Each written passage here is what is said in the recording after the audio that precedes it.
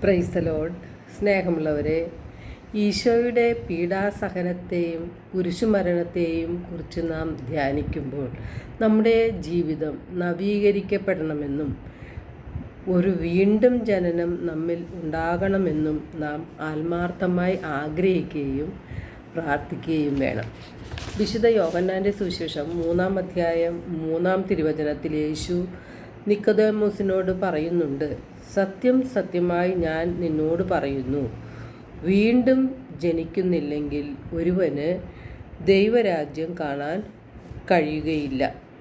ഇന്ന് യേശു നാം ഓരോരുത്തരോടും പറയുന്നുണ്ട്, ജലത്താലും ആത്മാവിനാലും ജനിക്കുന്നില്ലെങ്കിൽ ഒരുവനും ദൈവരാജ്യത്തിൽ പ്രവേശിക്കുകയില്ല എന്ന്. ജലം പരിശുദ്ധാത്മാവാണ്. പരിശുദ്ധാത്മാവിൻ്റെ സഹായത്താലാണ് നമുക്ക് പാപബോധവും പശ്ചാത്താപവും മാനസാന്തരവും ഉണ്ടാകുന്നത്. അങ്ങനെ മനസ്സിൻ്റെ അന്തരം, അതായത് മാനസാന്തരം, മനസ്സിനു മാറ്റം ഉണ്ടാകുമ്പോൾ നമ്മുടെ ചിന്തകളിലും കാഴ്ചപ്പാടുകളിലും മനോഭാവങ്ങളിലും എല്ലാം മാറ്റം വരും. നമ്മെ വേദനിപ്പിച്ചവരോട് നമുക്ക് ക്ഷമിക്കാൻ കഴിയും. നമ്മുടെ നാവിനെ നിയന്ത്രിച്ചുകൊണ്ട് നല്ലത് മാത്രം പറയുവാൻ നമുക്ക് കഴിയും. അപ്പോഴാണ് നമ്മുടെ ജീവിതം നവീകരിക്കപ്പെടുന്നത്. ഈ ചിന്തകൾ നമുക്ക് പകർന്നു തരുന്നത് നമ്മുടെ നിത്യസഹായകനായ പരിശുദ്ധാത്മാവാണ്. നന്മകൾ ചെയ്തുകൊണ്ട് സ്വർഗത്തിൽ നിക്ഷേപം കരുതി വയ്ക്കുവാൻ നമ്മെ നിരന്തരം പ്രോത്സാഹിപ്പിക്കുന്നത് പരിശുദ്ധാത്മാവാണ്. ദൈവം ആഗ്രഹിക്കുന്ന രീതിയിൽ നല്ല ഫലങ്ങൾ പുറപ്പെടുവിക്കുവാൻ നമ്മെ പ്രേരിപ്പിക്കുന്നതും പരിശുദ്ധാത്മാവ് തന്നെയാണ്. നാം എന്തുകൊണ്ടാണ് നവീകരിക്കപ്പെടാത്തത് എന്ന് നാം ചിന്തിക്കണം. നമുക്ക് അതിനുള്ള ആഗ്രഹമോ പ്രയത്നമോ നമ്മുടെ ഭാഗത്തുനിന്ന് ഉണ്ടാകുന്നില്ല എന്നതാണ് യാഥാർത്ഥ്യം. ലോകം മുഴുവൻ സാത്താൻ്റെ അല്ലെങ്കിൽ തിന്മയുടെ ശക്തിക്ക് അടിമപ്പെട്ടുകൊണ്ടിരിക്കുകയാണ്.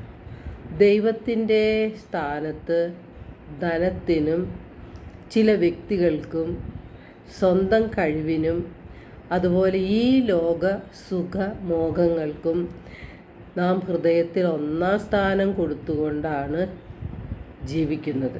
നമ്മുടെ ഹൃദയത്തിൽ എപ്പോഴും ഞാൻ, എൻ്റേത് മാത്രം, ഞാൻ പറയുന്നത് മാത്രം ശരി, അങ്ങനെയുള്ള കാഴ്ചപ്പാടാണ് നമ്മുടെ മനസ്സിലുള്ളത്.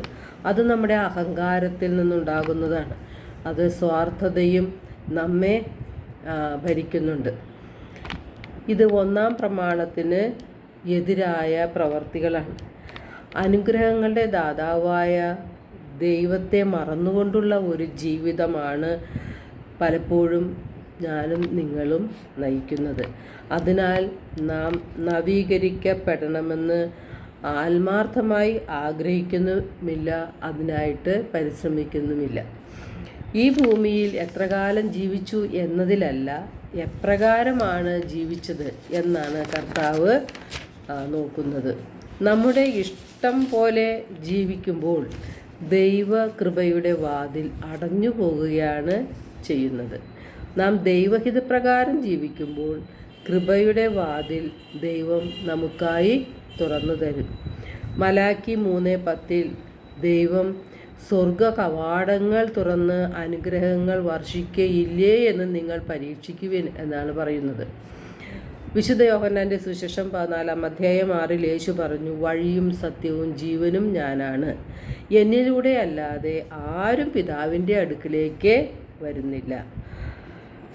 വിശുദ്ധ യോഹന്നാൻ 15:13 സ്നേഹിതർക്ക് വേണ്ടി ജീവൻ ബലിയർപ്പിക്കുന്നതിനേക്കാൾ വലിയ സ്നേഹമില്ല എന്ന് പറഞ്ഞ യേശുനാഥൻ നമ്മുടെ പാപഭാരങ്ങൾ മുഴുവൻ ഏറ്റെടുത്തുകൊണ്ട് പീഡകൾ സഹിച്ച് സ്വയം കുരിശിൽ ജീവൻ ബലിയർപ്പിക്കുകയാണ് ചെയ്തത്. അങ്ങനെ നമ്മോടുള്ള സ്നേഹം യേശു പ്രകടമാക്കി.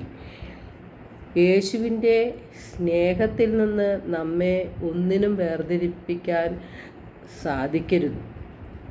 അത് ഈ ലോകമോഹങ്ങളോ അല്ലെങ്കിൽ മറ്റ് പ്രയാസങ്ങളോ ദുഃഖമോ ദുരിതമോ നഗ്നതയോ പട്ടിണിയോ വാളോ ഒന്നും നമ്മെ ദൈവസ്നേഹത്തിൽ നിന്ന് അകറ്റിക്കൊണ്ടുപോകരുത്. കാരണം നമുക്ക് വേണ്ടി മരിച്ചതാരാണ്? യേശുവല്ലേ. നമ്മുടെ പാവഭാരങ്ങളെല്ലാം ഏറ്റെടുത്തതാരാണ്? യേശുവല്ലേ. നമുക്ക് രക്ഷ പ്രദാനം ചെയ്തതാരാണ്?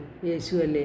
ആ യേശുവിനെ മുന്നിൽ കണ്ടുകൊണ്ട് ആ യേശുവിൻ്റെ വചനങ്ങളെ സ്വീകരിച്ചുകൊണ്ട് യേശുവിന് വേണ്ടി ജീവിക്കുന്നവരായി നാം മാറണം. ഈ യേശുനാഥനോട് നാം വിശ്വസ്തത പുലർത്തണം. പ്രഭാഷകൻ 15:15 തിരുവചനം പറയുന്നുണ്ട്, മനസ്സ് വെച്ചാൽ നിനക്ക് കൽപ്പനകൾ പാലിക്കാൻ സാധിക്കും. വിശ്വസ്തയോടെ പ്രവർത്തിക്കണമോ വേണ്ടയോ എന്ന് തീരുമാനിക്കേണ്ടത് നീയാണ്. അപ്പോൾ വിശ്വസ്തതാപൂർവം യേശുവിനോട് ഐക്യപ്പെട്ട് ജീവിക്കാനായിട്ട് നാം പരിശ്രമിക്കണം.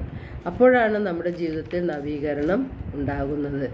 എല്ലാവർക്കും ഒരു നല്ല ദിനം ആശംസിക്കുന്നു. ദൈവം നമ്മെ ഓരോരുത്തരെയും സമൃദ്ധമായി അനുഗ്രഹിക്കട്ടെ.